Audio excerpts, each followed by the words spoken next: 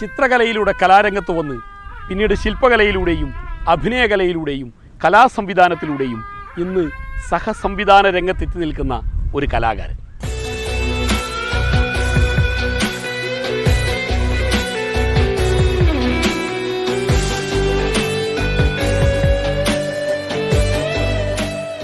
ഒരുപാട് തെയ്യങ്ങളുടെ മിനിയേച്ചറുകൾ, പല നൂലും തുണിയും അതുപോലെ തന്നെ മറ്റ് പാഴ്വസ്തുക്കളും ഉൾപ്പെടെയുള്ള സാധനങ്ങൾ ഉപയോഗിച്ചുകൊണ്ട് തെയ്യങ്ങളുടെ രൂപങ്ങൾ ഒരുപാടെണ്ണം ഉണ്ടാക്കാനുള്ള ഭാഗ്യം ഉണ്ടായിട്ടുണ്ട്.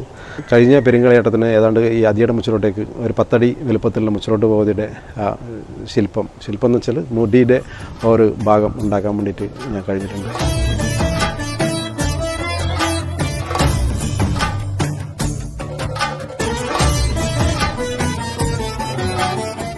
ജന്മസിദ്ധമായി കിട്ടിയ കഴിവുകളിലൂടെ നിരവധി ചിത്രശില്പ വിസ്മയങ്ങൾ ഒരുക്കി നമ്മെ അത്ഭുതപ്പെടുത്തിക്കൊണ്ടിരിക്കുന്ന ധനരാജ് മാണിയാട്ടിൻ്റെ കലാവിസ്മയ വിശേഷങ്ങൾ നേർക്കാഴ്ചയിൽ.